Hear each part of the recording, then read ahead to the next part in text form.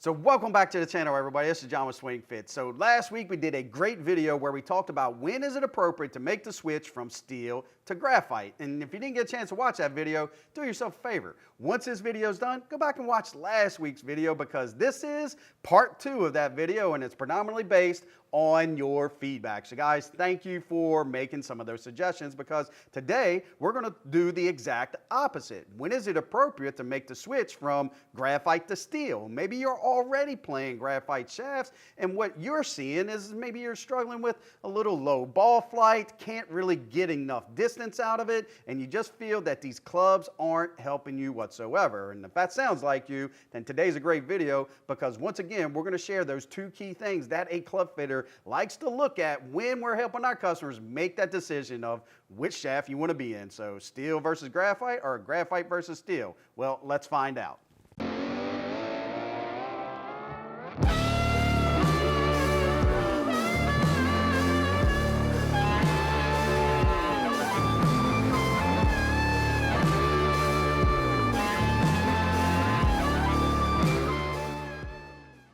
So before we dive too deep into today's topic, I do want to take a quick second to welcome any new viewers to the channel. So if you're interested in learning more about the club fitting process and just been searching for the right channel in order to give you that better understanding to get the most out of the club fitting process, then I promise you, you're in the right place. And all you got to do is consider hitting that subscribe button below and turn on the bell because each and every single week, we dive deep into the numbers and share real world fitting examples of what we do day in and day out in order to help our customers take their game to another level. And what we're looking at now is the before and after from last week's fitting video, where not only did we help a senior golfer with an average swing speed of 76 to 78 miles an hour find that center line a little bit easier, but was also able to help them reclaim some of those missing yards to pick up an extra 20 yards of carry. And anytime you can help a customer pick up an extra 10 yards, 15 yards, that's an awesome result. But if you can actually help them find 20 yards without them having to hit the gym or trying to swing out of their shoes,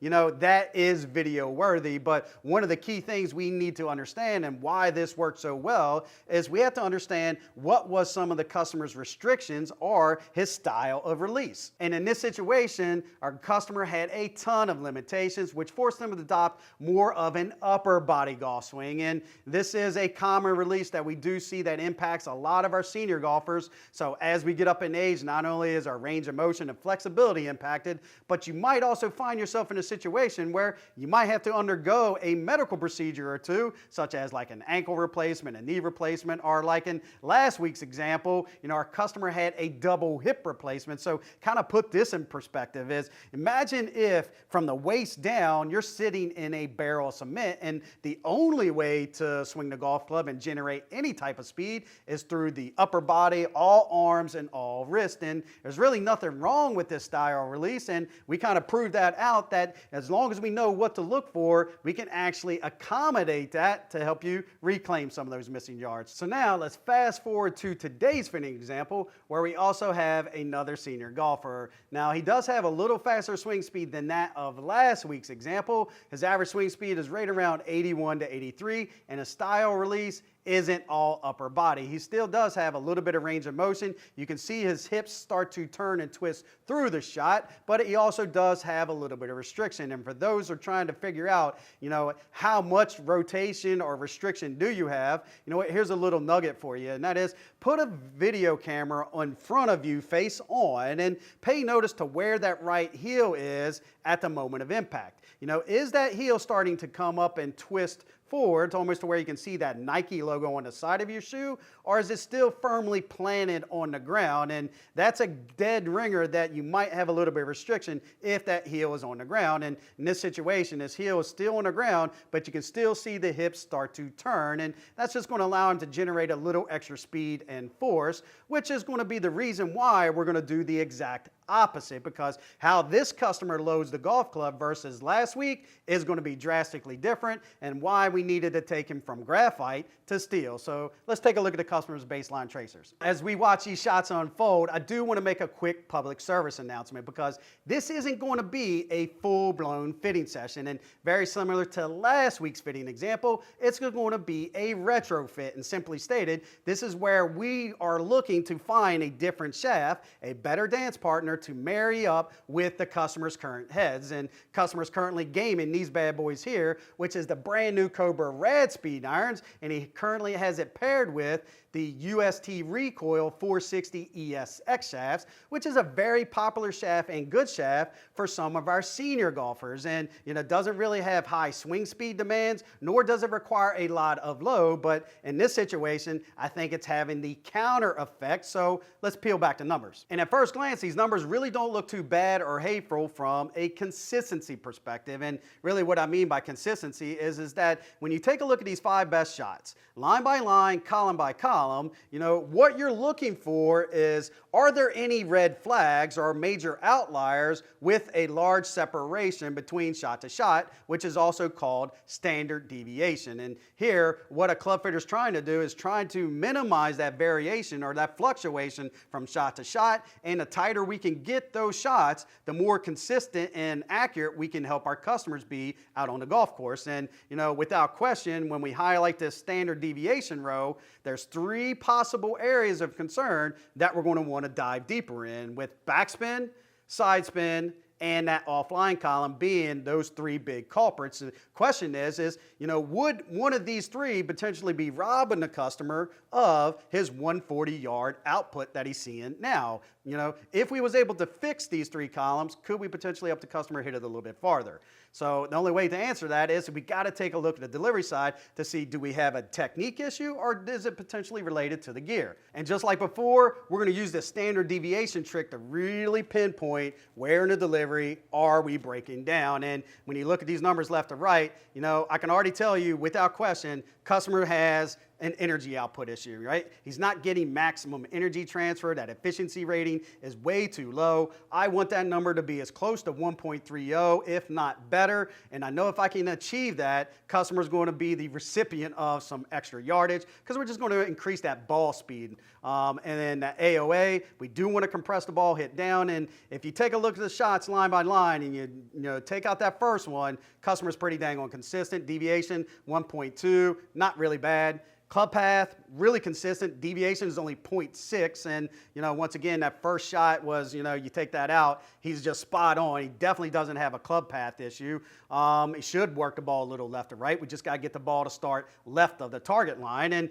But here's the issue. It's that face to path. So, standard deviation is 2.1 without question. That is our red flag. And it's also the column with the largest deviation. So we got to figure out why that is. And please understand this, is that when your club is sometimes open as much as 10 degrees and sometimes as less as 3.7, that's just too much of a separation, and we want that tighter, just like the other columns. And, here, this isn't really a technique issue because, you're simply squaring up the club based on how the golf club feels in your hands, and your ability to consistently do that time and time again will come down to, where is that balance point? Where does it feel that you need to release it? And when I see this, I know that that golf club is not the best fit for the customer. Now, please understand how much to the right or how much to the left will be attributed to the technique, but this variation that we're talking about, that is definitely all attributed to the gear.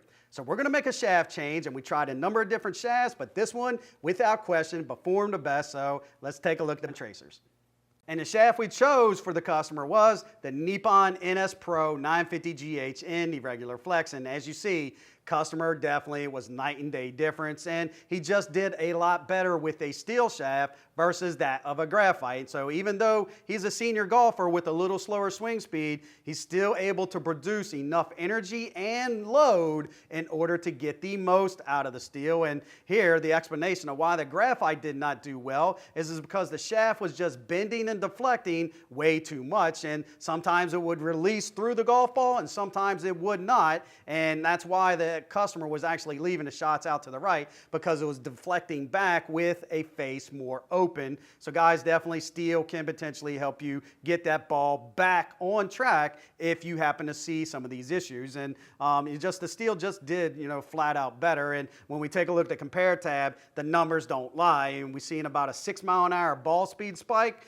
Take a look at that apex. It's actually a little higher in steel, and that would almost kind of seem counterintuitive. because we know that if you want to go graphite shafts, it could potentially help you get the ball up higher. And here, customer's actually hitting the steel higher than that of graphite. But once again, because he was able to load the steel a lot better than that of the graphite. And take a look at the launch. Launch came down, so maintain apex and height, but just with a little bit lower launch.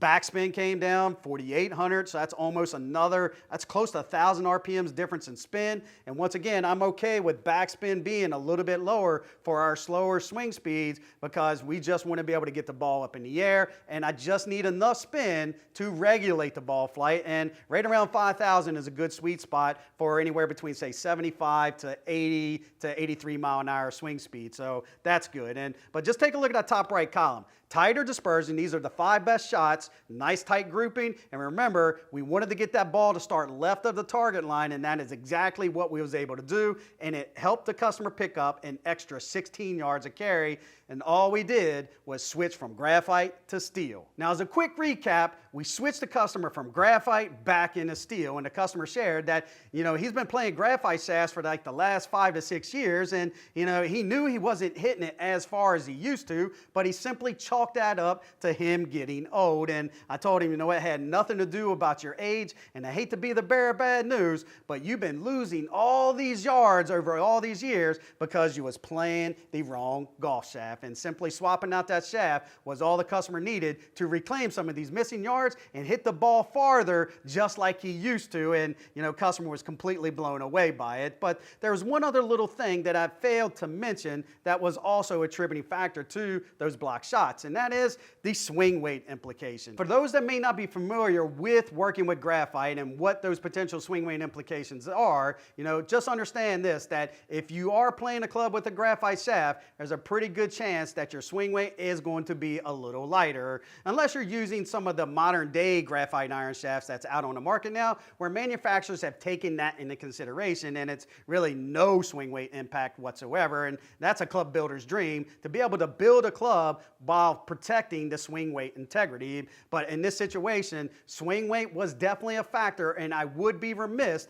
if I didn't mention it, because the swing weight in the original gamer checked in at C9, and in our final build with the steel shaft was able to move the customer back into more of a traditional swing weight setting of D2. And although just 3 swing weight points, I will tell you it was an important variable that we had to look at long and hard. We tried heavier swing weights, we tried lighter swing weights, and it wasn't until we moved the customer into the D2 swing weight setting until we started to see him improve his quality of strike. So in closing, we truly hope you found value in this information we shared with you today. And if you did, it really would mean the world to us if you smash that thumbs up and share this content with your friends and your buddies. And if you have any questions or comments, please do us a favor. Just leave them in the remarks below, and let's see if we can help you find the answers that you're searching for. So until next week, don't forget to take a look at one of these videos over here, because it just might be a couple golden nuggets that can help you take your game to another level. So thanks again for watching.